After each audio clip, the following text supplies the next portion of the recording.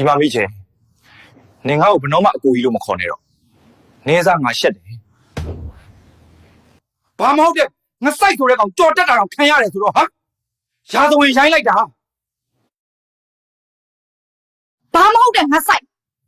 ဟုတ်လားကိုကြီးအဲ့ငါဆိုင်ကပဲကိုကြီးကိုအိမ်ထိလာပြီးဖွတ်တလွတ်ကြည့်အောင်လုပ်ထားတာမဟုတ်ဘူးလားမောင်ချာငါဆိုင်ဆိုတာ UCL 3လုံး EBL အလုံး20အခြားစုဖလားတွေအများကြီးရတာပါခဲ့ကိုကြီးမှာဘာဖလားပြစရာရှိလဲ